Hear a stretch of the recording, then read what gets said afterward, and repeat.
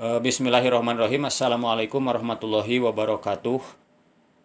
Pada kesempatan ini saya akan mempresentasikan tesis saya. Namun sebelumnya saya akan mengucapkan terima kasih kepada pembimbing satu, yaitu Bapak Profesor Dr. Haji Heris Hendiana MPD. Yang kedua yaitu kepada Ibu Dr. Lupi Silviana Janti SPMPD. Alhamdulillah pada kesempatan ini saya mengambil judul yaitu mengenai pengembangan bahan ajar berbantuan Canva pada materi barisan dan deret melalui pendekatan realistik untuk meningkatkan kemampuan komunikasi matematik dan kepercayaan diri siswa SMA. Ini salah satu syarat untuk mengikuti sidang tesis tahap 1. Memperkenalkan, nama saya yaitu Diman dengan NIM 191020818. Adapun pokok bahasan yang akan dibahas pada kesempatan ini yaitu ada 6 poin. Yang pertama latar belakang, yang kedua rumusan masalah, yang ketiga tujuan penelitian, yang keempat metode penelitian, yang kelima hasil penelitian, yang keenam kesimpulan. Adapun latar belakang, yang pertama pembelajaran matematika, yang kedua kemampuan komunikasi matematis dan kepercayaan diri siswa. Fakta di lapangan atau empiris masih terjadi ketimpangan antara harapan atau dengan kenyataan di lapangan. Kemampuan siswa pada pembelajaran barisan dan deret terutama yaitu masih rendah sebagaimana dijelaskan oleh peneliti terdahulu yaitu Kowan KK Dewi et al. 2020. Faktor yang menjadi penyebab rendahnya hasil belajar matematika siswa adalah ketidakcocokan antara materi yang diajarkan dengan bahan ajar. Yang kedua, Wijaya dan Aprilianto 2018, kemampuan siswa dalam membuat konjektur, menyusun argumen, merumuskan definisi dan generalisasi tergolong rendah. Tentunya yaitu dalam kemampuan komunikasi matematik siswa. Solusi atau alternatif yang ditawarkan, yang pertama pengembangan bahan ajar berbantuan Canva, yang kedua menggunakan pendekatan realistik matematik pada pembelajaran matematika. Selanjutnya rumusan masalah. Rumusan masalah ini terdiri dari 6 bagian atau 6 poin. Yang pertama, bagaimana pengembangan bahan ajar berbantuan Canva pada materi barisan dan deret melalui pendekatan realistik untuk meningkatkan kemampuan komunikasi matematik siswa SMA. Yang kedua, bagaimana skenario dan implementasi bahan ajar berbantuan Canva pada materi barisan dan deret. Yang ketiga, bagaimana respon siswa SMA kelas 11 terhadap bahan ajar berbantuan Canva pada materi barisan dan deret. Yang keempat, kesulitan-kesulitan apa yang dialami siswa SMA kelas 11 dalam menyelesaikan soal untuk kemampuan komunikasi matematik. Yang kelima, apakah kemampuan komunikasi matematik siswa setelah digunakan bahan ajar berbantuan Canva pada materi barisan dan deret lebih baik daripada pembelajaran yang menggunakan pendekatan saintifik atau konvensional?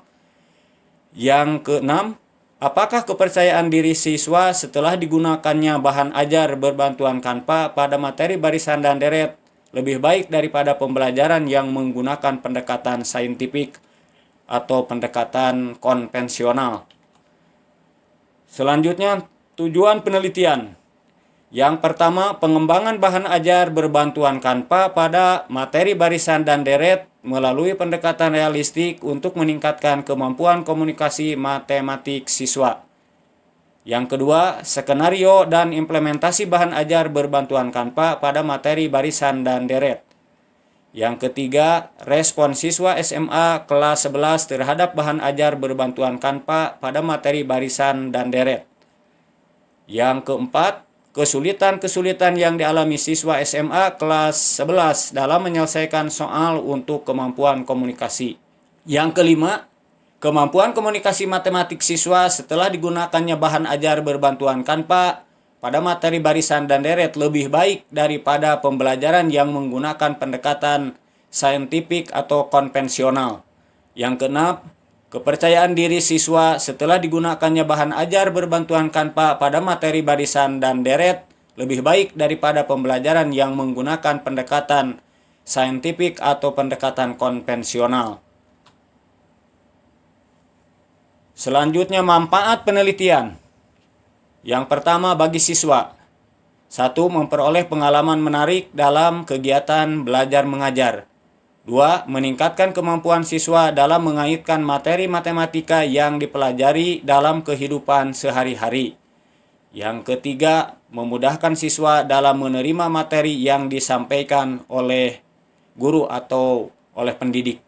Yang kedua, manfaat bagi guru atau bagi peneliti, menambah alternatif pendekatan pembelajaran.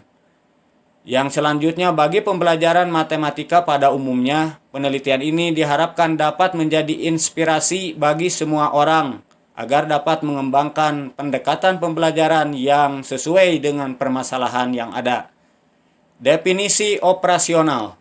Bahan ajar merupakan seperangkat materi yang disusun secara sistematis, baik tertulis maupun tidak tertulis, sehingga tercipta suasana yang memungkinkan siswa untuk belajar. Bahan ajar memiliki arti yang sangat penting dalam proses pembelajaran. Salah satu manfaat penggunaan bahan ajar adalah dapat meningkatkan efektivitas pembelajaran serta memperbaiki kualitas pembelajaran terutama pada kurikulum 2013.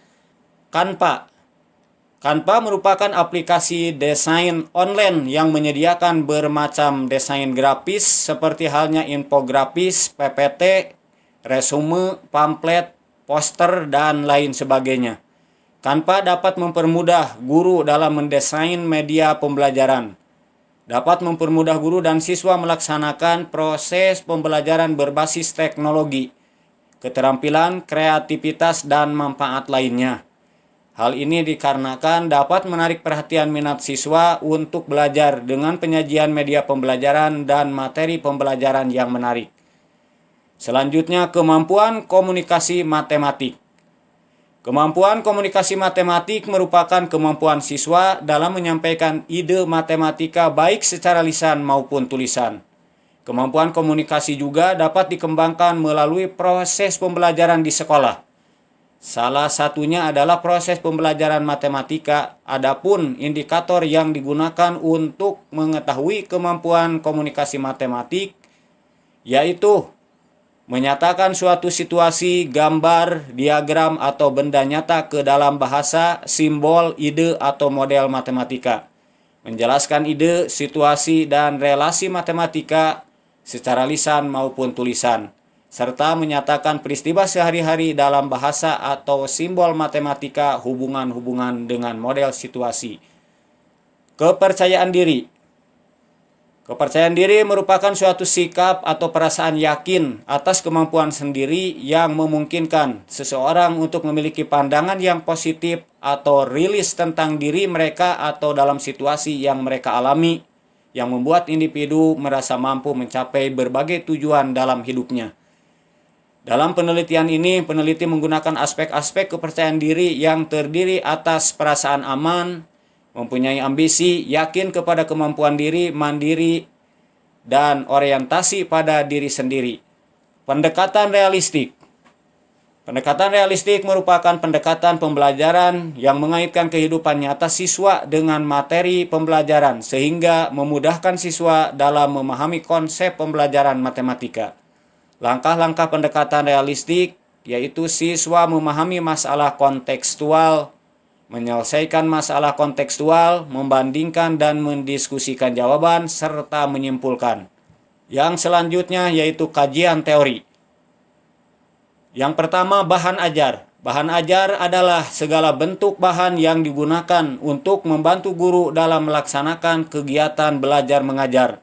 Nasional 2008. Menurut Widodo dan Jasmadi 2008, bahan ajar merupakan seperangkat sarana atau alat pembelajaran yang berisi materi pembelajaran, metode, batasan-batasan, dan cara mengevaluasi yang didesain secara sistematis dan menarik dalam rangka mencapai tujuan yang diharapkan. Menurut Dikmenjur dalam Nasional 2008, bahan ajar merupakan seperangkat materi pembelajaran yang disusun secara sistematis, menampilkan sosok utuh dari kompetensi yang akan dikuasai siswa dalam kegiatan pembelajaran. Selanjutnya, Canva, Resmini et al. 2021. Canva merupakan aplikasi yang telah hadir di tengah ramainya dunia teknologi.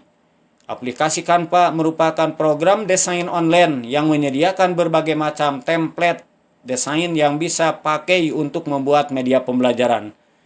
Menurut Wulandari dan Mudinilah 2020, Canva merupakan salah satu aplikasi yang banyak digemari di kalangan guru untuk memanfaatkan dalam membuat media pembelajaran.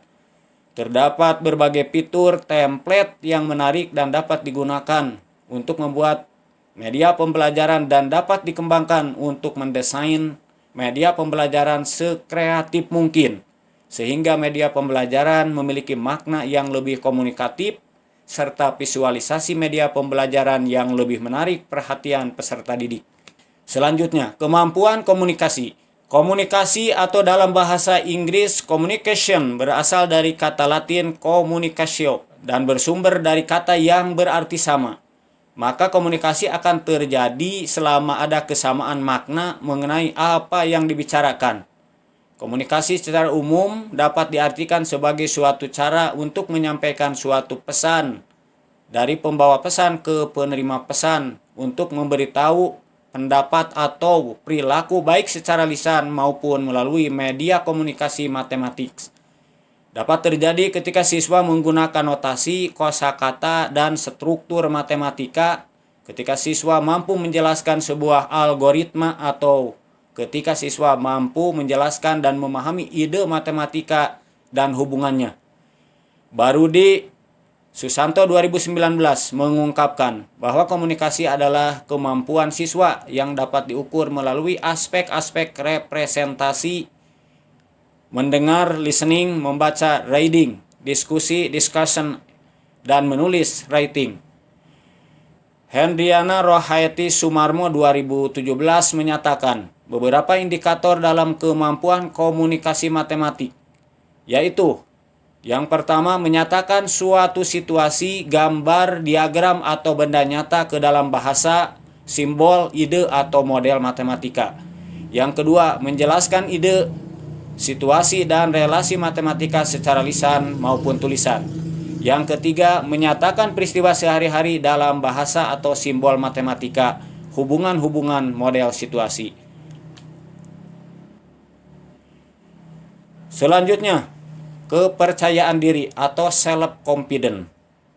Lauster KD 2016 mendefinisikan kepercayaan diri sebagai suatu sikap atau keyakinan atas kemampuan diri sendiri, sehingga dalam tindakan-tindakannya tidak terlalu cemas, merasa bebas untuk melakukan hal-hal yang sesuai dengan keinginan dan tanggung jawab atas perbuatannya, sopan dalam berinteraksi dengan orang lain, memiliki dorongan prestasi, serta dapat mengenal kelebihan dan kekurangan diri sendiri. Terbentuknya kemampuan kepercayaan diri adalah suatu proses belajar bagaimana merespon berbagai rangsangan dari luar dirinya melalui interaksi dengan lingkungannya. Berdasarkan indikator yang dikemukakan para ahli, peneliti mengambil indikator self-confidence atau kepercayaan diri dalam penelitian ini yaitu sebagai berikut. A. Percaya kepada kemampuan sendiri, tidak cemas, merasa bebas, dan bertanggung jawab atas perbuatannya, percaya kepada kemampuan sendiri. B. Bertindak mandiri dalam mengambil keputusan. C. Memiliki konsep diri yang positif, hangat, dan sopan, dapat menerima dan menghargai orang lain. D. Berani mengungkapkan pendapat dan memiliki dorongan untuk berprestasi. E. Mengenal kelebihan dan kekurangan diri. Kajian teori selanjutnya yaitu pendekatan matematik realistik. Sebuah pendekatan yang sekarang dikenal sebagai pendekatan matematik realistik atau PMR dimulai sekitar tahun 1970-an. Yayasan yang diprakarsai oleh Prudental, dan mantan rekan-rekannya di International Oromo Human Organization merupakan awal terbentuknya Prudental Institute. Berdasarkan teori beberapa para ahli mengenai pendekatan realistik matematik, peneliti menggunakan langkah-langkah yang digunakan oleh Pauji dalam Pasinggi dan Tuken 2019, mengungkapkan bahwa langkah-langkah di dalam proses pembelajaran matematika dengan pendekatan realistik sebagai berikut. Yang pertama, memahami masalah kontekstual, yaitu guru memberikan masalah kontekstual dalam kehidupan sehari-hari dan meminta siswa untuk memahami hal tersebut. Yang kedua, menyelesaikan masalah kontekstual, yaitu siswa secara individu menyelesaikan masalah kontekstual dengan cara mereka sendiri. Yang ketiga, membandingkan dan mendiskusikan jawaban, yaitu guru menyediakan waktu dan kesempatan kepada siswa untuk membandingkan dan mendiskusikan jawaban masalah secara berkelompok. Yang keempat, menyimpulkan, yaitu guru memberi kesempatan kepada siswa untuk menarik kesimpulan tentang suatu konsep atau prosedur. Selanjutnya, pendekatan matematika realistik.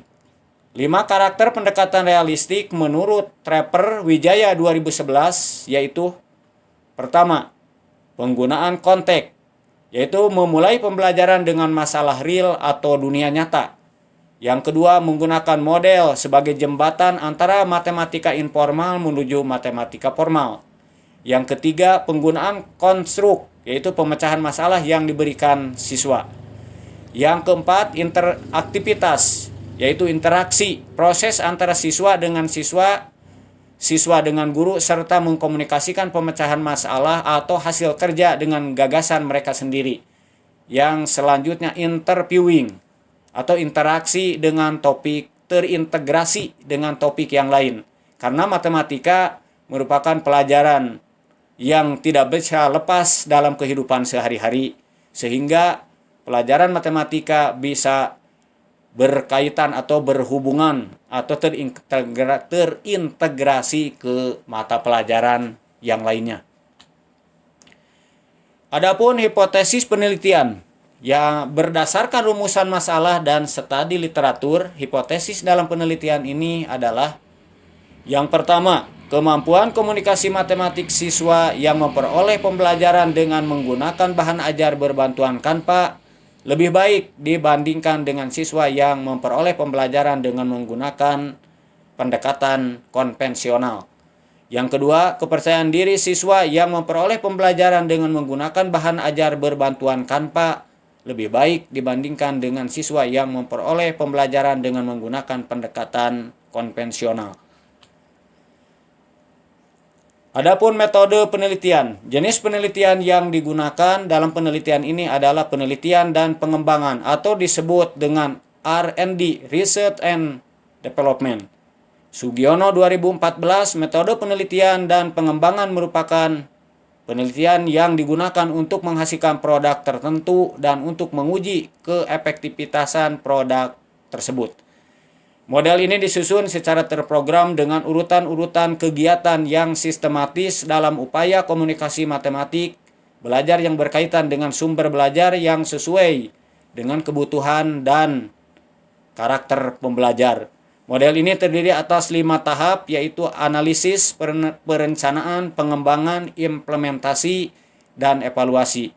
Secara visual, tahapan ADI model Anglada 2007 dapat dilihat pada gambar di samping.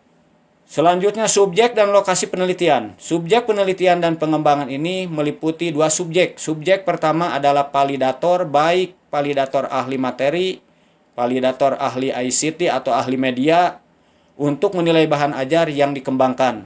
Subjek kedua adalah siswa kelas 11 pada salah satu SMA di Cianjur sebanyak 1 kelas dengan cara pemilihan dilakukan secara acak. Objek penelitian dan pengembangan ini adalah bahan ajar berbantuan Canva pada materi barisan dan deret berbasis realistik. Adapun instrumen yang digunakan untuk penelitian, yang pertama lebar wawancara sebagai studi pendahuluan yang digunakan untuk menanyakan kondisi sekolah yang akan dijadikan sasaran tempat penelitian.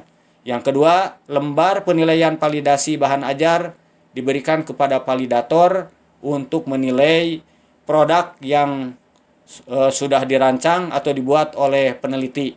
Yang selanjutnya soal tes, yaitu tes diberikan sebelum pembelajaran dimulai dan sesudah, atau istilah lainnya yaitu post-test, pre-test dan post-test, tentunya yaitu tes kemampuan komunikasi matematika.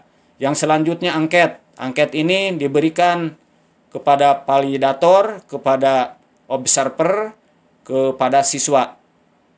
Yang selanjutnya lembar observasi. Lembar observasi diberikan kepada observer atau guru yang mengamati ketika peneliti melakukan pembelajaran atau penelitian.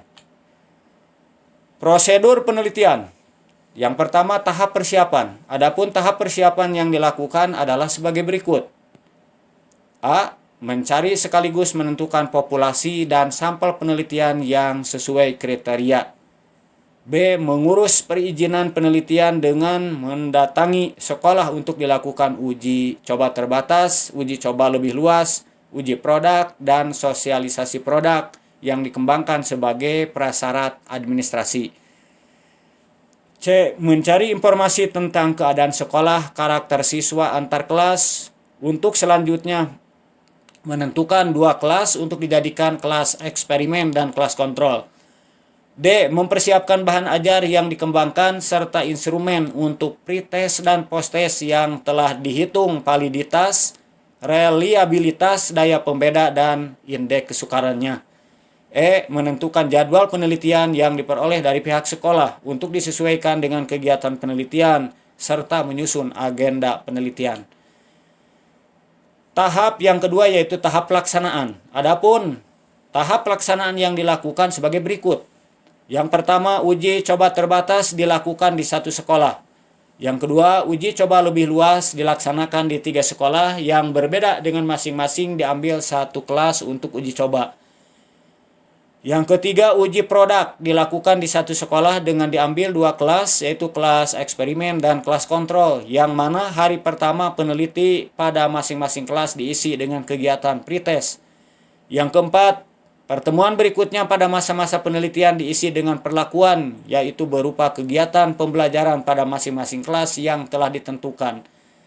Yang kelima, hari terakhir setelah perlakuan selesai dengan yang telah diprogramkan, barulah dilakukan tes akhir atau post-tes pada masing-masing kelas. Tahap yang ketiga atau terakhir, tahap evaluasi. Kegiatan pada tahap evaluasi sebagai berikut. Yang pertama, mengumpulkan data hasil penelitian. Yang kedua, mengelola data hasil penelitian. Yang ketiga, menganalisis data hasil penelitian. Yang keempat, menyusun kesimpulan hasil penelitian. Hasil penelitian. Hasil penelitian, validasi ahli materi. Aspek yang diamati rata-rata, yang pertama kesesuaian materi, kesesuaian syarat didaktik, kesesuaian syarat konstruk, kesesuaian syarat teknis, kesesuaian ahli materi. Terdapat rata-rata yaitu 4,34 apabila dipresentasikan menjadi 86,80%. Kategori sangat layak. Kesesuaian syarat didaktik 4,25 dan presentasinya 85,00%, sangat layak. Kesesuaian syarat konstruksi rata-ratanya itu 4,30 apabila dipresentasikan menjadi 86,00%, sangat layak. Kesesuaian syarat teknis rata-ratanya yaitu 4,13 dengan persentase 82,26%, sangat layak. Rata-rata secara keseluruhan yaitu 4,25 apabila dipresentasikan menjadi 85,00%. Kategori sangat layak. Penilaian dari ahli media atau ahli ICT. Aspek yang diamati yang pertama tampilan visual rata-rata 4,39 dengan persentase 87,80%, kategori sangat layak. Aksesibilitas dan edukasi rata-ratanya 4,18, persentase 83,60%, sangat layak. Unsur audio yaitu 4,00, apabila dipresentasikan menjadi 80,00%, layak. Jadi rata-rata secara keseluruhan yaitu 4,19 dengan persentase 83,80%, sangat layak. Adapun hasil penelitian mengenai hasil angket keterbacaan siswa terhadap bahan ajar LKS dan tanpa video, materi barisan dan deret uji coba terbatas. Terdiri dari 5 pernyataan yang apabila dirata-ratakan persentasenya yaitu 86,67 merespon baik dan 13,34 merespon kurang baik. Jadi uji keterbacaan berdasarkan kriteria kepraktisan sangat praktis atau sangat baik. Hasil angket keterbacaan siswa terhadap bahan ajar LKS dan tanpa video, materi barisan dan deret dalam uji coba lebih luas. Sama, terdiri dari 5 butir pernyataan ya atau baik, rata-rata persentasenya 89,29% dan yang merespon kurang baik 10,71%. Dengan kriteria kepraktisan uji kelayakan yaitu sangat baik atau sangat praktis. Hasil penelitian berikutnya, hasil respon siswa terhadap uji kepraktisan bahan ajar produk. Indikator pernyataan, nomor pernyataan, rata-rata jumlah pernyataan, persentase. Yang pertama, memiliki ketertarikan dan semangat dalam belajar, mendapatkan rata-rata 21,13 dengan persentase 88,06%. Mampu mengatasi kesulitan dan berani mencoba hal baru, kebermanfaatan. Rata-rata jumlahnya yaitu 13,63 atau persentasenya 85,21%. Mampu memahami materi pembelajaran. Jumlah rata-rata yaitu 13,63 dengan persentase 85,21%. Kemudahan, kesesuaian, kecukupan waktu, rata-ratanya yaitu 20,17 dengan persentase 84,03%. Rata-rata persentase yaitu 85,62% dengan interpretasi sangat praktis. Hasil respon guru terhadap uji kepraktisan bahan ajar produk. Sama, aspek yang diamati, kualitas dan kelengkapan bahan ajar terhadap materi. Rata-ratanya 3,80 apabila dipresentasikan menjadi 95,00%. Keefektifan, keefisienan, kemenarikan bahan ajar, aksesibilitas serta kemudahan penggunaan dan pengelolaan yaitu 3,83 apabila dipresentasikan menjadi 95,83%. Rata-rata persentase 94,38 apabila diinterpretasikan yaitu sangat praktis. Hasil keefektifan bahan ajar pada uji produk. Jumlah siswa yang mencapai KKM, yang KKM-nya yaitu 70, ada 24 orang, persentase keefektifan 80%. Uji keefektifan efektif. Deskripsi statistik, skor tes kemampuan komunikasi dan kepercayaan diri. Kemampuan komunikasi matematik. Dengan statistik rata-rata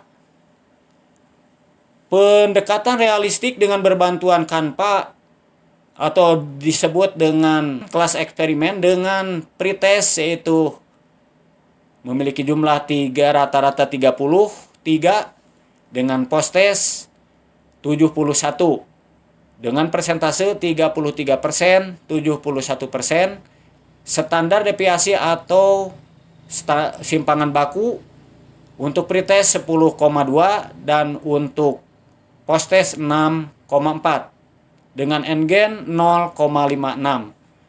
Untuk pendekatan saintifik atau kelas kontrol, pretest dengan rata-rata 36 dan posttestnya yaitu 63. Apabila dipresentasikan untuk pretest 36% dan untuk posttest 63% dengan N-gain 0,42.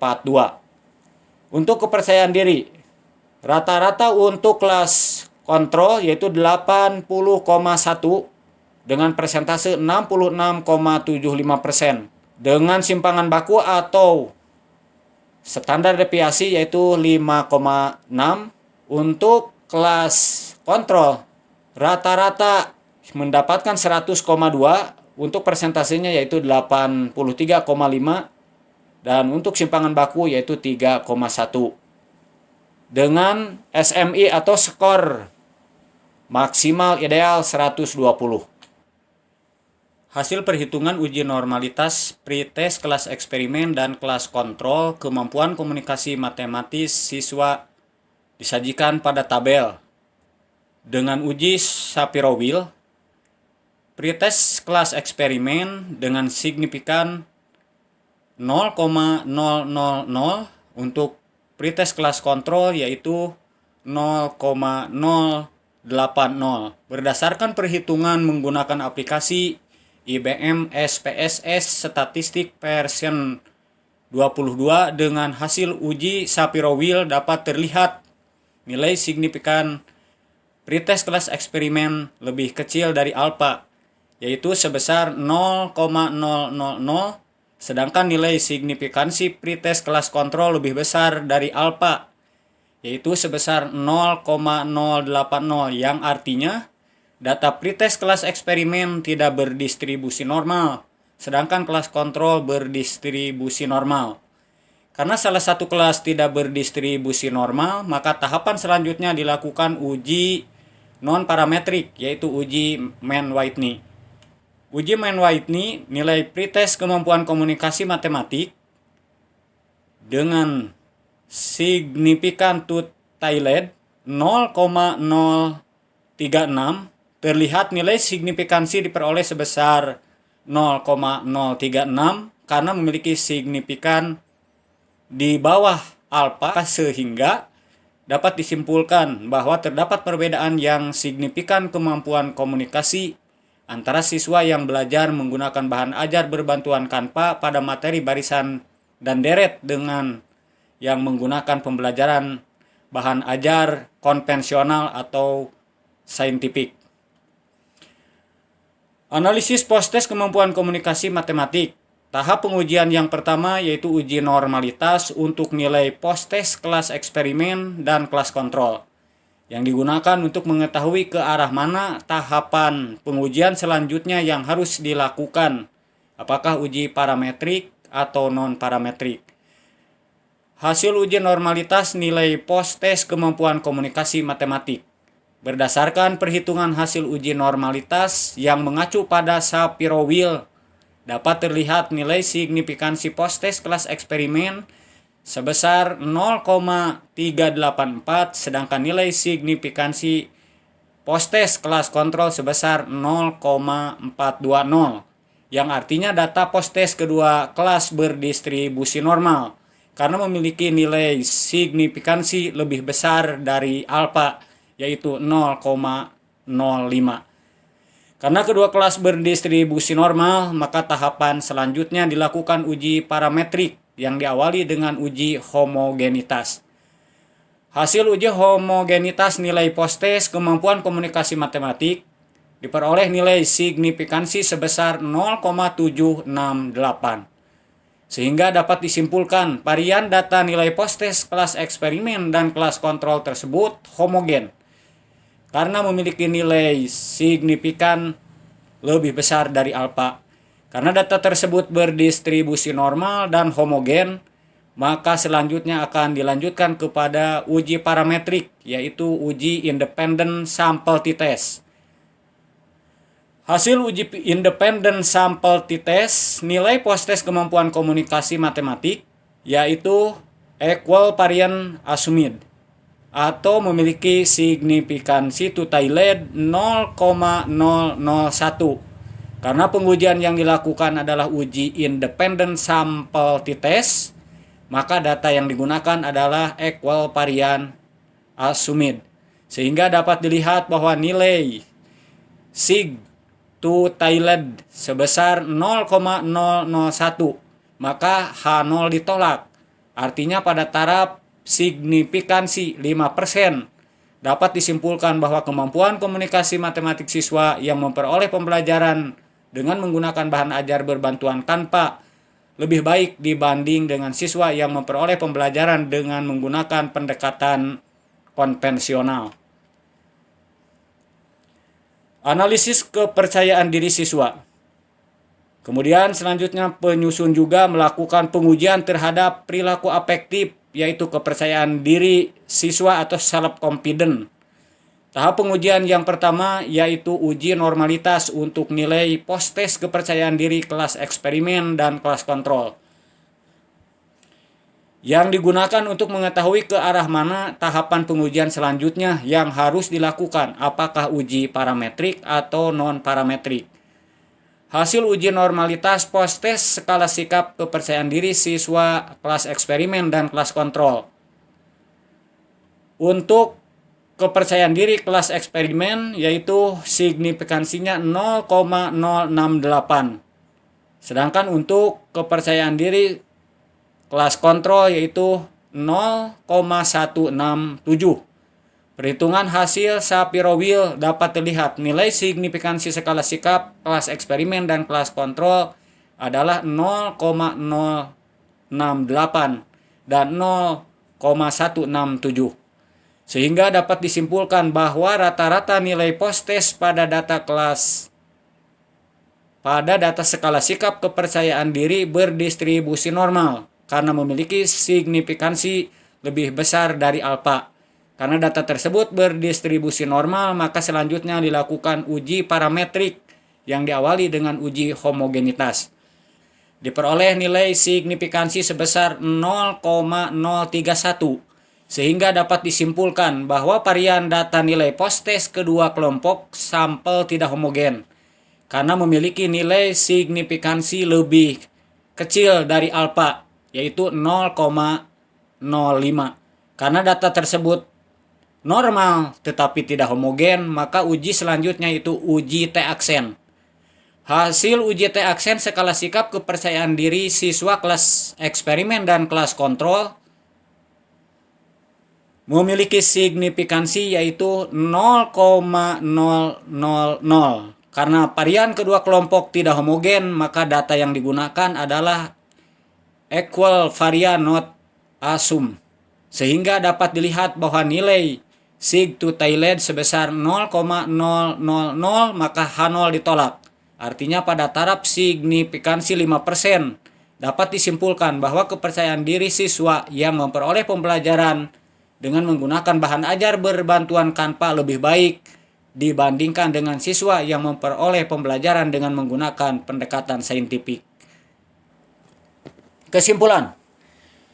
Berdasarkan hasil penelitian, analisis data, dan pembahasan mengenai pengembangan bahan ajar pada materi barisan dan deret dengan menggunakan pendekatan realistik berbantuan Canva yang telah peneliti laksanakan, peneliti menyimpulkan bahwa yang pertama, proses berjalannya tahap pengembangan bahan ajar berupa LKS dan video pembelajaran pada materi barisan dan deret dengan menggunakan pendekatan realistik berbantuan Canva berjalan dengan baik. Yang kedua, implementasi pembelajaran dengan menggunakan bahan ajar berbasis pendekatan realistik berbantuan Canva pada uji coba lapangan baik dalam uji coba terbatas, uji coba luas maupun uji produk pada kelas eksperimen telah berjalan sesuai dengan rencana pelaksanaan pembelajaran atau RPP. Yang ketiga, respon siswa dan guru terhadap pembelajaran menggunakan bahan ajar berbasis pendekatan realistik berbantuan Canva video secara garis besar memberikan respon yang positif pada taraf yang sangat baik. Yang keempat, kesulitan yang dialami siswa dalam menjawab soal komunikasi matematik pada umumnya terdapat pada soal nomor 3 dan nomor 5 dengan kesalahan yang sama, yaitu pada tahap operasi hitung, perkalian, penjumlahan, dan pengurangan. Yang kelima, kemampuan komunikasi matematik siswa yang pembelajarannya menggunakan bahan ajar berbasis pendekatan realistik berbantuan Canva lebih baik daripada yang menggunakan pembelajaran biasa. Yang keenam, kepercayaan diri siswa terhadap matematika yang pembelajarannya menggunakan bahan ajar berbasis pendekatan realistik berbantuan Canva video lebih baik daripada yang menggunakan pembelajaran biasa. Saran, berdasarkan kesimpulan yang telah disampaikan, peneliti mengusulkan beberapa saran sebagai berikut. Yang pertama, pembelajaran dengan menggunakan bahan ajar berbasis pendekatan realistik berbantuan Canva video dapat menjadi alternatif dalam pembelajaran di sekolah. Yang kedua, perlu adanya pengembangan bahan ajar berbasis pendekatan realistik berbantuan Canva video pada topik materi lainnya. Yang ketiga, untuk penelitian selanjutnya disarankan agar melakukan penelitian dengan bahan ajar yang telah peneliti kembangkan untuk meneliti kemampuan daya matematik lainnya. Yang keempat, untuk peneliti selanjutnya disarankan melakukan penelitian kepercayaan diri dalam waktu yang lebih lama lagi. Sebab pembentukan kepercayaan diri siswa tidak terlalu terlihat, sehingga hanya dalam waktu yang relatif singkat. Terima kasih. Sekian pemaparan dari saya. Mohon maaf atas segala kesalahan. Berdasarkan peribahasa tiada gading yang tak retak, artinya tiada manusia yang sempurna. Cukupkan sampai di sini. Billahi taufiq wal hidayah. Wassalamualaikum warahmatullahi wabarakatuh.